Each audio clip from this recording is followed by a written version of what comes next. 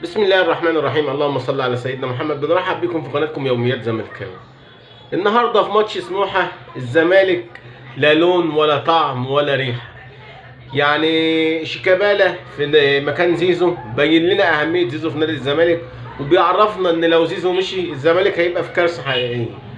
ناصر ماهر مش موجود، الزمالك بدون اي خطوره هجوميه. الحسنه الوحيده هي من وجهه نظر هي عوده مصطفى شلبي، اللي النهارده قدر ان هو يحرز هدف وكان برضه بيشكل خطوره. فريق الزمالك النهارده بصراحه كان تايه في الملعب، مفيش لا لون ولا طعم ولا ريحه ولا مدرب ولا لعيبه، وبصراحه ماتش مش حلو رغم اننا كسبنا 2-0. ولكن لان الزملكاويه ناس بتفهم في الكوره وناس بتشجع وناس فاهمه كويره وناس فنانين وبيشجعوا كوره، مش عايزين يكسبوا وخلاص ولا بيشجعوا بظهرهم زي ناس تانية. المهم ان جوميز النهارده عك الدنيا بصراحه. الزمالك طول الشوط الاول سموحه عمال ضاغط ضاغط ضاغط، والزمالك احرز هدف طبعا بهدف. بتبدا المباراه بهدف للنجم ناصر منسي، اللي سبحان الله الواحد متوقع انه يبقى عامل زي فلافيو كده بعد فتره كبيره من عدم التالق والجماهير عملت عليه علامات استفهام.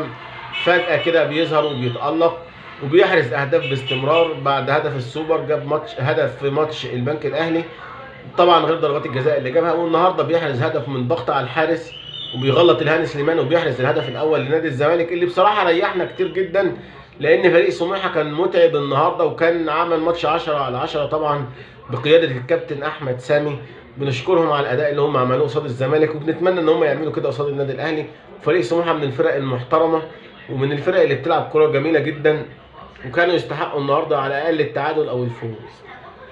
ولكن نادي الزمالك كان ليه رأي تاني وقدر ان هو يخطف فريق سموحة في الشوط الثاني بهدف لمصطفى شلبي، اللي انا برضو عليه علامة استفهام كبيرة بالنسبة لمصطفى شلبي. الجمهور بيتكلم عليه وحش دايما رغم ان مصطفى شلبي وجوده مهم جدا ومؤثر مع فريق نادي الزمالك.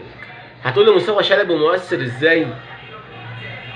مصطفى شلبي يا جماعة في ميزة كويسة جدا يمكن الجمهور مش واخد باله منها، ان مصطفى شلبي بياخد الكرة الريتم بتاعه في الهجوم بطيء، يعني مش عايز ياخد الكرة يجري بسرعة زي مثلا كونراد ميشيلاك او زي زيزو او زي ناصر ماهر. لا، هو بياخد الكرة بيلعب 1-2 مثلا، بيباصي مع زمايله، او لو حتى هياخد الكرة هيمسك الكرة تحت رجليه شوية بحيث ان المدافعين وخط الوسط يقدر ان هو ياخد نفسه للهجمة اللي بعد كده.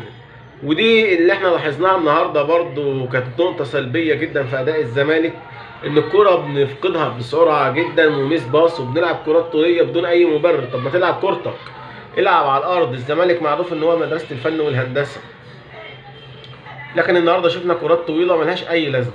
بصراحة مش مبسوط من الفوز النهارده، واكتبوا لنا رايكم في الكومنتات. هل انتم فرحانين بالفوز بتاع النهارده؟ طبعا انا فرحان بالثلاث نقط، ولكن الاداء ما عجبنيش النهارده. اكتبوا لنا رايكم في اداء نادي الزمالك النهارده وفي تشكيله جوميز وفي طريقه جوميز في اللعب النهارده. بشكركم والى اللقاء في مزيد من الفيديوهات على قناتكم يوميات زملكاوي.